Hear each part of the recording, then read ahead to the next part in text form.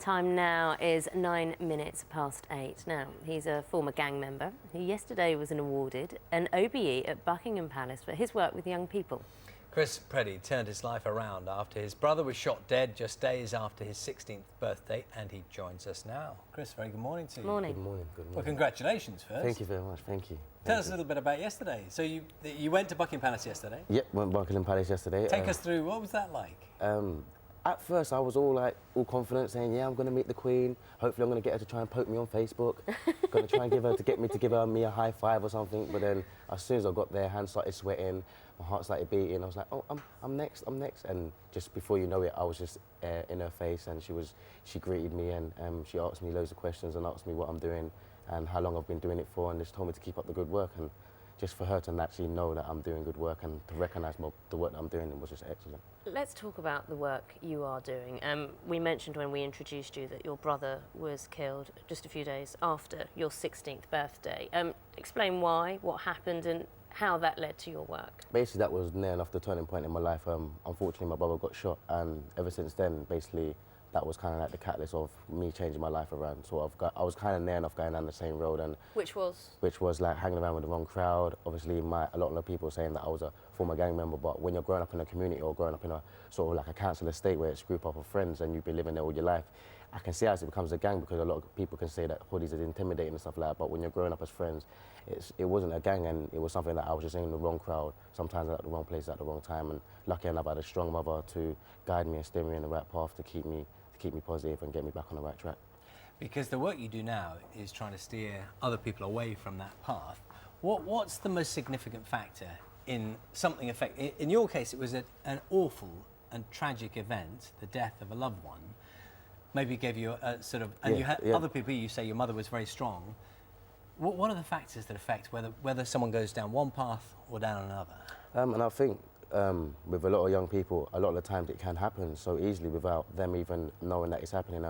I say to myself, everybody was young once, and being young sometimes can get a little bit stressful, can get a little bit on top of them, and it's just about finding the middle ground and having sort of like positive people around them. So if they don't have positive parents or have positive role models, then who are their positive role models going to be around them? So I need people like myself, or people that's going into youth clubs and colleges and stuff like that, who talk to these young people. They need to be the role models for these young people, or the teachers within that sense, and let the teachers build up that sort of relationship with that young person, because I feel every young person just crying out for a little bit of help. How receptive are young people to being offered change or being told, perhaps you should think about change? I think every young person is every young person. It's just like going up to a young person and saying, don't have any more bread. Do you know what I mean? They're going to be like, well, I like bread, I'm going to eat bread. So it's kind of like saying to them, don't eat this bread, because this bread is not good for you. If you eat this one, it's going to be much better. So instead of saying to them, stop doing that, and then you're not going to give them an ultimatum of why not to do it, it's actually saying, don't hang around on the streets, don't do that. There's interventions, there's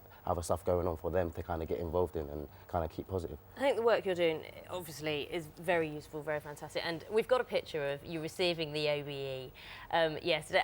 What a great picture. You look so chuffed with it, and rightly so.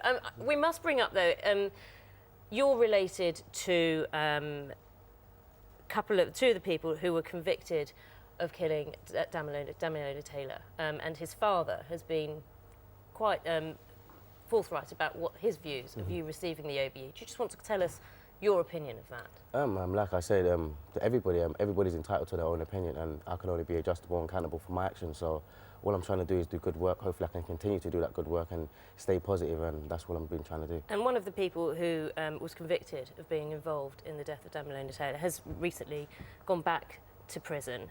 What does this say to you about people who were involved in gang culture, who go to prison, come back out? What does it say to you about the rehabilitation of such people? I don't think it's sort of kind of like blaming anybody. I feel like a lot of the times we do try and sort of like push people in certain segments and push them in certain lanes and certain roads and say, well, that's their problem. And I think as a whole, we need to start coming together as a collective and working together, working with the police, working with the youth clubs, the teachers, working with everybody come together, the parents, and just trying to find down and break down these issues. And I feel for me, it's about going behind closed doors, so sometimes understanding more of an issue of why a young person is doing what he's doing, instead of saying, oh, he's in a social group, he's hanging around with a group of kids, he's in a gang. It's like, well, why is he in a gang? How did he get in the gang? How did he get down that process? How did he go through that road?